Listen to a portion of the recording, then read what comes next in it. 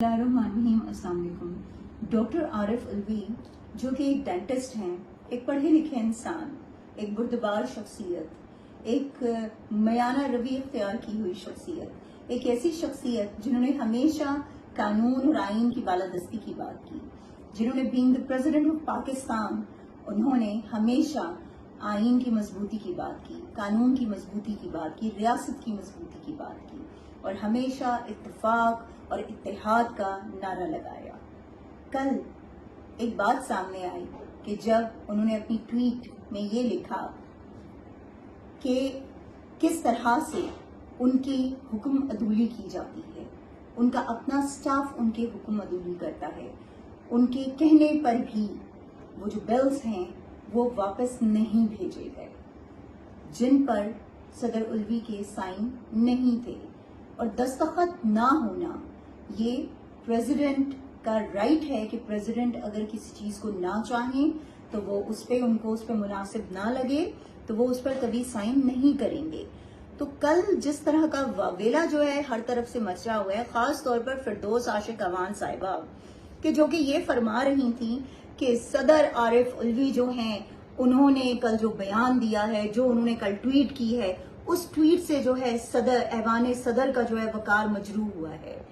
फिरदौस आशिक अवान साहिबा, ऐवान सदर का वकार मजरू नहीं हुआ है। ये जो वकार मजरू हुआ है ना, ये सदर का मजरू हुआ है, सदर के ओहदे का मजरू हुआ है, ये अवाम का मजरू हुआ है। क्यों?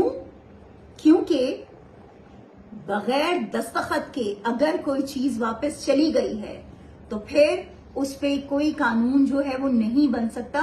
इसके लिए बराए मेहरबानी अपनी लीगल टीम्स जो हैं उनसे जरा आरा ले लीजिए और उसके बाद बात किया कीजिए। और सदर आरिफ अलवी साहब, हम आपके साथ खड़े हैं, ये पूरी कौम आपके साथ खड़ी है। हमें फख्र है आप पर कि आपने रियासत के अंदर छुपे हुए उन नामालूम लोगों को, ऐसे लोगों को कि जो फस्तायत से भरपूर हैं और जो इस रियासत को नुकसान पहुंचाना चाहते हैं, जो आईन और कानून को नुकसान पहुंचाना चाहते हैं, जो अवाम के हुकूक की जो है मुनाफी काम कर रहे हैं, आपने उसके लिए स्टैंड लिया। We salute you. और हम आपको यकीन दिलाते हैं कि पाकिस्तानी अवाम आपके पीछे खड़ी है और हम आपको कभी इस्तीफा देने नहीं देंगे। आप हमारी आन है, हमारी शान है, हमारे मुल्क की पहचान है और हमारे मुल्क को आप जैसे सदर की जरूरत है। इसलिए आपने इस्तीफा देने का सोचना भी नहीं है। इस मुल्क के लिए इस वक्त आप एक उम्मीद बन चुके हैं, तो उनकी उम्मीद मत तोड़िएगा।